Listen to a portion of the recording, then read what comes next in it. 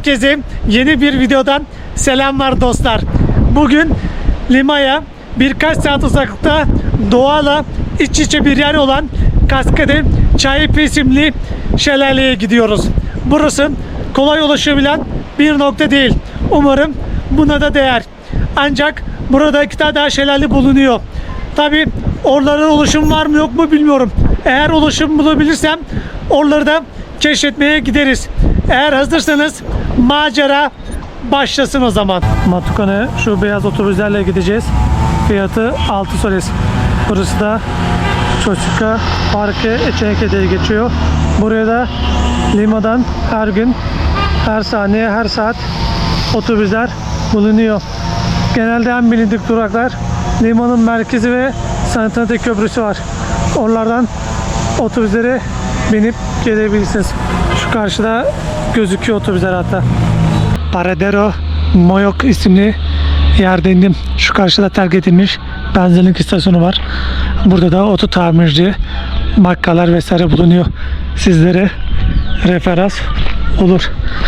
Biz de şu tarafa doğru gideceğiz. Şu karşısı da zaten Matukana. Burada da nehir bulunuyor. Bu nehir de Lima'ya kadar gidiyor. Şimdi şu karşıda tren rayları var. Oraya doğru gidip oradan da şelaleye ulaşacağız. Şu tarafa doğru gideceğiz. Fakat burada bayağı bir beyaz kelebek var. İlginç. Sanırım burada onlara çeken bir şeyler var. Tren raylarına geldim. Buradan da gidiliyor.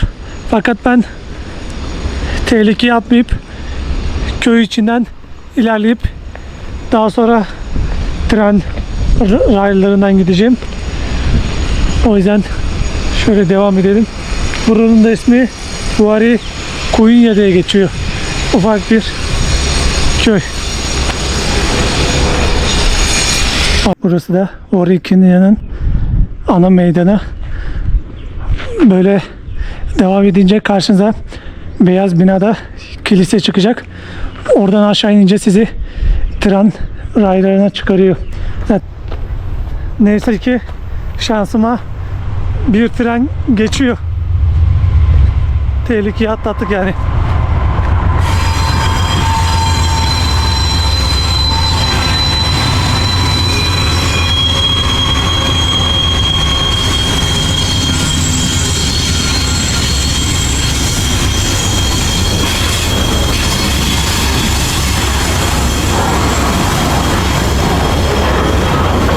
Lima'ya kadar gidiyor büyük treni.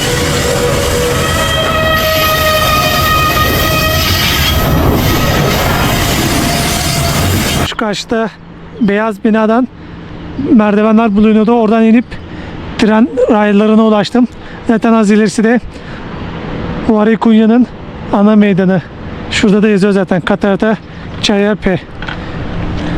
Bu tren yolunu takip edince bizi olduğu gibi oraya götürüyor. Puente Çayapı'ya geldik. Göreceğimiz şelale de şu. O kadar da uzak değilmiş yani. O indiğim yerden burası 5 dakika sürüyor. Tabii burası bayağı tehlikeli. Dikkat etmekte fayda var. Tabii ben tren geçip gittiği için biraz daha rahat ilerleyebiliyorum. Ama siz gelirseniz dikkat etmenizi de öneririm. Şu manzaraya bakar mısınız? Ne kadar etkileyici.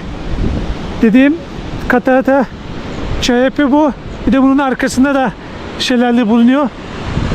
Tabi bayağı yüksek dağlar vesaire var. Oraya gidebilir miyim bilmiyorum. Şelaleye doğru ilerliyorum. Fakat size şunu söyleyeceğim. Buraya gelmeden önce Google haritada bakmıştım. Buraya nasıl gelirim diye. Yol tarifini şu karşıdaki mototaksinin olduğu yerden gösteriyor. Fakat orası bayağı tehlikeli ve sıkıntılı. En iyisi benim gösterdiğim yer. Burası da bayağı tenha ve ıssız bir yer. Ama neyse ki şehirden uzak, kimsenin olmadığı bir yer olunca korkacak bir yer yok. Bayağı da yüksek bir yer. Şimdi şöyle devam edelim yine biz. Şelaleye giden bir yol buldum. Fakat su bayağı yükseldiği için karşıya geçmek biraz zor olacak. Olmadı geri dönüp aşağı taraftan şu karşıdan giden bir yol bulmam lazım. Şuradan gidilir de ayakkabım buna müsaade vermez. Aynısı geri dönmek. Bütün yollar buraya gösteriyordu. Ben de sandım buradan gidiş var. Fakat yokmuş. Bakalım, umarım karşıya geçecek bir yol bulursa. Ha, köprü varmış ya. Ben görmemişim. Fakat pek de sağlam durmuyor gibi. Ha, sağlammış. Eğer bu tarz yerlere de geleceksiniz, mutlaka yanınızda su ve atıştırmalık olmasını öneririm. Çünkü bakkal vesaire olmadığı için önceden alıp getirmeniz sizin için faydası olur yani dostlar. Şimdi şöyle bir yol buldum. Umarım doğrudur.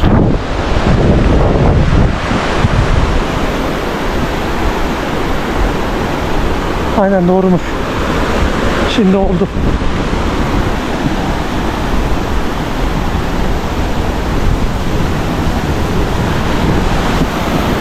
Bayağı şiddetli akıyor.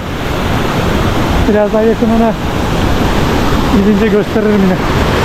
Burada da böyle ufak havuz oluşmuş.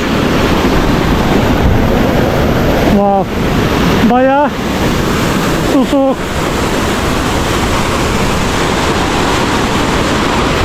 Sonunda Cascada Chaepe, yani şelale Chaepe'ye ulaştım. Şu doğa harikasına bakar mısınız ya? Bayağı da şiddetli ve sert akıyor tabii. Wow.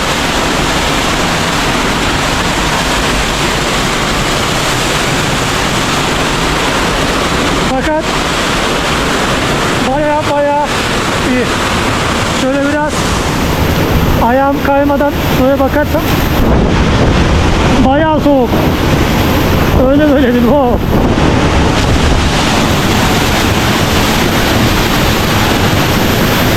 Su o kadar şiddeti düşüyor ki yani her yerim ıslandı.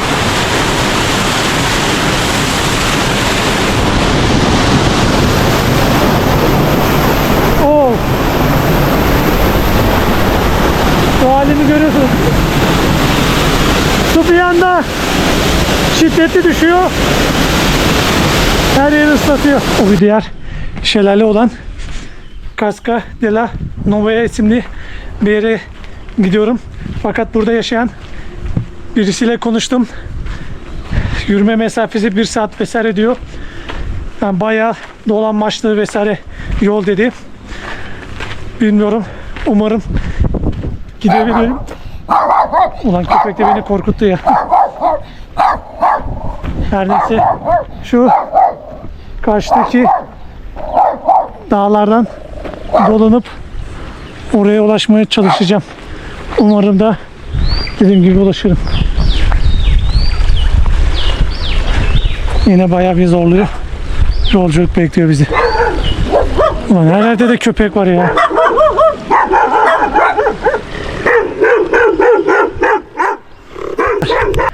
Bayağı yoruldum. Fakat şunu söyleyeceğim. O gideceğim şelale Cascada de la Novia yolu kapalıymış. Oraya gidemiyorum. Bir diğer şelale olan Cascada de Grande'ye gitmeye çalışıyorum. Gittiğim yol şu. Yukarıda da atlar vesaire bulunuyor. Şu karşıda küçük bir binanın olduğu yerde mezarlık vardı. Oradaki kişilerle konuştum. Onlar yol tarifi verdim. O mezarlıktan ilerleyince sol tarafa doğru bir yol gidiyordu. Oraya girdim. Oradan yürümeye başladım. Umarım da doğrudur yani. Fakat şunu söylediler. 1 saatlik yolculuk sürüyormuş. Bayağı da zorlu dediler. Dedim sorun yok yani. Yürürüz. Ne yazık ki şelaleye ulaşamadım. Yani dağın bayağı bir yükseğine kadar çıktım. Fakat ne yol bitiyordu ne de bir iz vardı. Ben de kendimi tehlikeye atmak istemedim. O yüzden geri döndüm. Bu videodan da bugünlük bu kadar. Umuyorum ki videoda hoşunuza gitmiştir. Eğer gittiyse de bana bu yolculukta destek olmak isterseniz videomu beğenip kanalıma abone olup yorum yazarsanız çok çok sevinirim. Sizlerin destekleriniz sayesinde videolarımız daha çok kişi ulaşıyor ve kanalımız hızlı büyüyor. Hem bu sayede de Lima'ya seyahat edecek kişiler için de bu videolar referans olmuş oluyor dostlar. Sonuçta buraları kimse pek bilmiyor yani. Sadece Lima'da belli turistik yerleri biliyorlar. Buraları da keşfetmenizi öneririm. Tabi sadece burası yok. Daha bu civarda birçok keşfedecek doğa harikası bulunuyor. Kanalımda da hepsinin videosu var. İzlemediyseniz onları da izleyebilirsiniz. Bir sonraki macera videosunda da görüşmek üzere. Kendinize iyi bakın.